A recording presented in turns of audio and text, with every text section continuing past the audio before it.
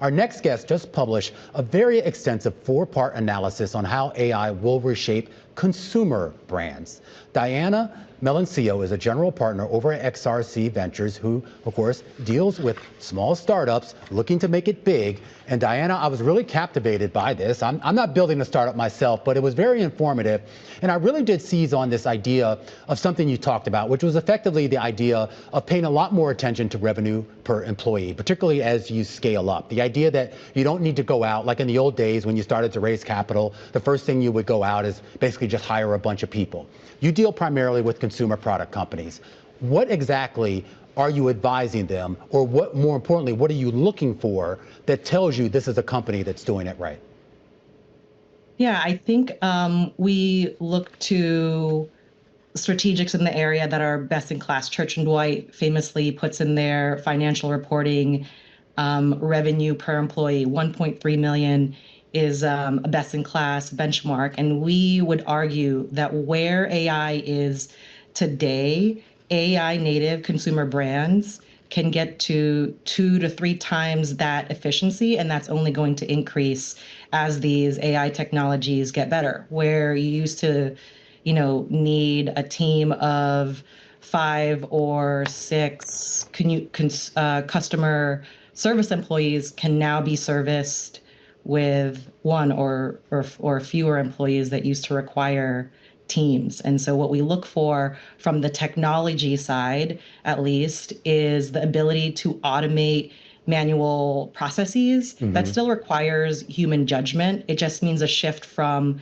labor heavy to leverage heavy scaling. Yeah. And then on the consumer brand side, we're really looking for future looking founders that are leveraging the technology available today to scale brands with leaner teams and less capital. Is the cost proposition, meaning whatever cost savings you get by not having that extra headcount, but obviously there is a cost associated with the AI tools, the technology, the tokens, et cetera. What is the balance between that right now as you see it?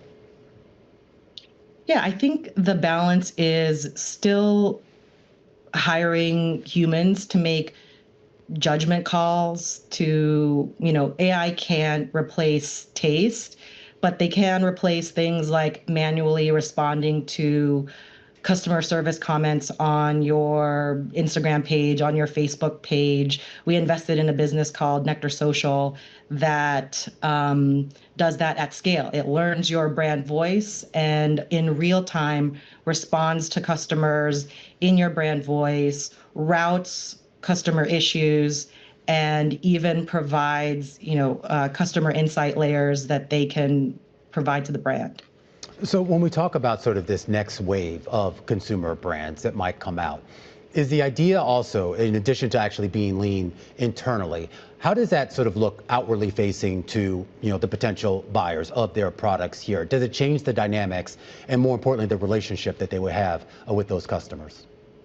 No, I think there's still a human behind every consumer brand. We invest in founders. We don't invest in AI tools. So there's still a human that sees a problem in the market that they would like to fill, or they see a white space where they can, build a brand to fill that space.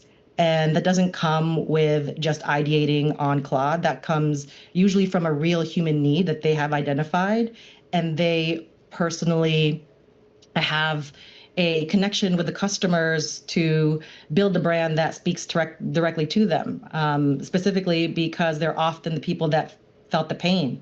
So, a woman undergoing menopause building a longevity and menopause brand, or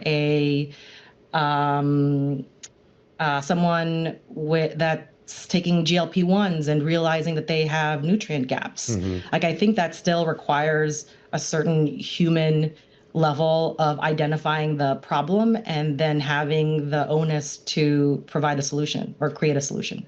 With regard to also the idea of sort of how brands can pivot. So, once, a company has a product out there, let's say they find out, okay, this thing isn't selling as well, or there's some new trend comes out that they want to capture here. Is the response time to be able to Yes. deal? Okay, well, you knew where I was going with that question. Explain. Yeah, exactly. So, these AI tools, so much of it is about starting with really strong data integrity. And rather than manually poring over spreadsheets or doing human analysis, that Claude and other tools literally takes that time from hours or days to minutes.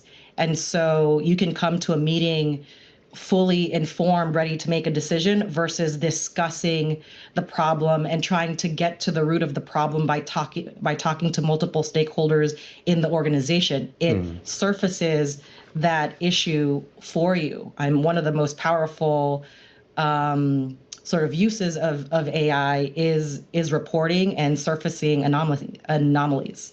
All right, Diana, really appreciate it. Really illuminating, and anyone who hasn't gone over to read this four-part series, whether you're a founder or not, definitely worth the read. Diana Melencio, General Partner over at XRC Ventures.